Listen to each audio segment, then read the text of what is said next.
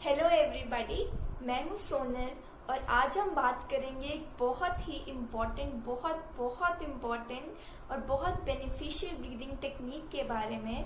और स्पेशली ये फीमेल्स के लिए बहुत ज़्यादा बेनिफिशियल होती है, उन्हें बहुत बेनिफिट करती है, बहुत एफिशिएंट रिजल्ट्स आते हैं इसके।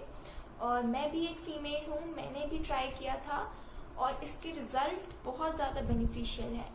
तो ये कौन सी टेक्निक है जिसकी मैं बात कर रही हूँ, इसे बोलते हैं कॉलर बोन ब्रीदिंग टेक्निक। और ये कोस्टल और बेली ब्रीदिंग से बहुत ज़्यादा बेटर है। बहुत ऑलमोस्ट 90% लोगों को पता ही नहीं होता कि कॉलर बोन ब्रीदिंग नाम की कोई टेक्निक है। लेकिन वो जो एक्सपीरियंस स्टैमरर होते हैं, जिन्होंने अपनी स्पीच को कंट्रोल कर लिया होता है, वो शॉर्ट ब्रीथ लेके बात करते हैं, पर उन्हें पता नहीं होता कि ये भी कोई टेक्निक है जिसे हम कॉलर बोन ब्रीदिंग टेक्निक बोलते हैं। Now what is collar bone breathing technique? हमारी जो कॉलर बोन्स होती हैं यहाँ पे, जिसे हम क्लैविकल भी बोलते हैं, हमें एयर को यहाँ तक इनहेल करना होता है और एक्सहेल करना होता है विदाउट टेकिंग एनी पॉज। तो कोस्टल या बेली ब्रीदिंग की तरह इसमें हमारी एयर चेस्ट, डायाफ्राम या बेली तक नहीं जाती है, हमें बस कॉलर बोन के लेवल तक एयर को इनहेल करके एक्सहेल आउट करना होता है। तो अभी मैं आपको करके दिखाती हूँ कि इसे कैसे करते हैं। आपको अपने हाथ को अपनी नेक के पास रखना है कुछ इस प्रकार, और आपको एयर को इनहेल करना है और एक्सहेल करना है विदाउट टेकिंग एनी पॉज।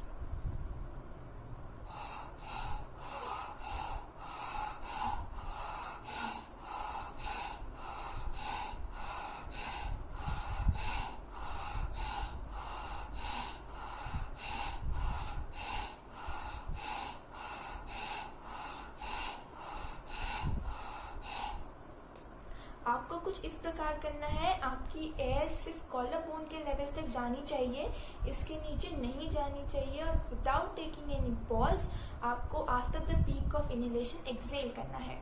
ये कोस्टल ब्रीदिंग और बेली ब्रीदिंग के कंपैरिजन में बहुत ही शॉर्ट ब्रीदिंग टेक्निक होती है, जिसमें आपका इनहेलेशन का जो रेट होता है वो 0.75 to 1 सेकेंड तक होता है, which is less than 1 second होता है। जहाँ की कोस्टल ब्रीदिंग में आपको 1 सेकेंड के ऊपर इनहेलेशन करना होता था और बेली ब्रीदिंग में 1.5 सेकेंड तक इनहेलेशन करना होता था।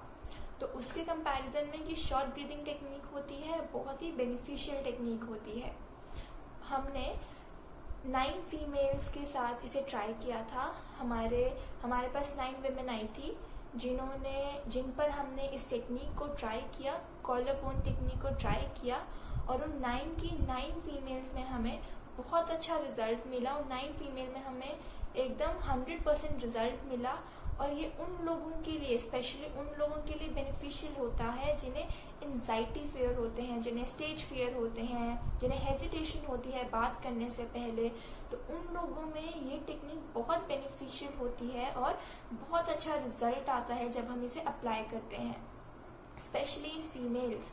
जब आप इस टेक्निक को अप्लाई करोगे तो आपको बहुत जल्दी रिजल्ट मिलेंगे। ये टेक्निक कोस्टल और बेली ब्रीदिंग से ज़्यादा बेनिफिशियल और ज़्यादा अच्छी क्यों होती है? इसके 3 रीज़न हैं। फर्स्ट, क्योंकि जब हम कोस्टल ब्रीदिंग करते हैं या जब हम बेली ब्रीदिंग करते हैं तो उसमें हमें एयर को 1.5 सेकेंड तक इनहेल करना होता है। और काफ़ी लोग हेजिटेट करते हैं किसी के सामने इतनी देर तक इनहेल करने के लिए। वो सोचते हैं कि सामने वाले को पता चल जाएगा कि हम कोई टेक्निक अप्लाई कर रहे हैं बोलते टाइम, और हम कई बार इतने लंबे समय तक इनहेल करते ही नहीं हैं, जिसकी वजह से हमारी कोस्टल और बेली ब्रीदिंग भी ठीक से नहीं हो पाती है। तो हम ना ही उस टेक्निक को अच्छे से कर रहे हैं, ना ही हम ये टेक्निक अप्लाई करते हैं।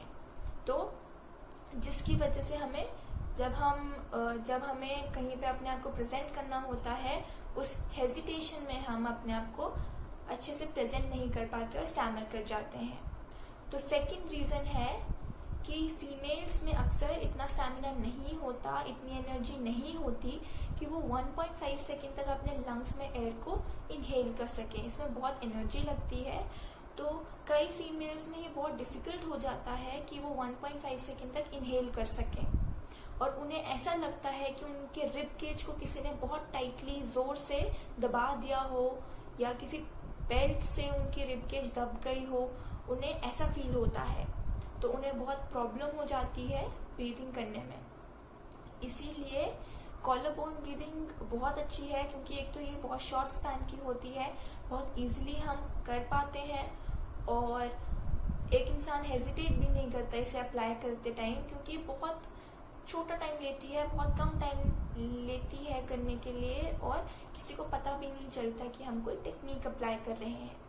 तो थर्ड रीजन जो है वो होता है कि जो हमारा डायाफ्राम होता है वो बहुत बड़ी फ्रीज हो जाता है जब हम कोस्टल या बेली ब्रीदिंग करते हैं। और डायाफ्राम बहुत इम्पोर्टेंट ऑर्गन है जो कि हमारे थोरैक्स, हमारी चेस्ट और हमारे बेली के बीच में होता है, और ये कोस्टल और बेली ब्रीदिंग के लिए बहुत इम्पोर्टेंट है। तो उन्हें इस टाइम भी उन्हें ऐसा लगता है कि उनके रिब केज को, उनकी बेली को किसी ने टाइटली बेल्ट से बांध दिया है, जिसकी वजह से वो फिर से अच्छा रिजल्ट नहीं दे पाते। तो इसीलिए सब प्रेफर करते हैं, हम भी प्रेफर करते हैं कि हम कॉलर बोन ब्रीदिंग को करें, क्योंकि वो बहुत शॉर्ट स्पैन की होती है, बहुत बेनिफिशियल होती है, और इसमें 100% रिजल्ट मिलता है। आपको इसे रोज 1 घंटे के लिए करना है, और आपको उसको 7 डेज के लिए करना है। मतलब उसके बाद भी करना है, बट 7 डेज के अंदर आप रिजल्ट देखना शुरू कर दोगे तो बहुत क्विक रिजल्ट्स मिलते हैं। 1 वीक के अंदर आपको बहुत अच्छा रिजल्ट मिलेगा, और आप फील करोगे चेंज को। अब मेरी एक नेक्स्ट वीडियो आ रही है जिसमें मैं बताऊंगी कि वो कौन सी कॉमन मिस्टेक्स हैं जो एक स्टैमरर करता है कोर्स के टाइम, जो हमें बिल्कुल नहीं करनी है।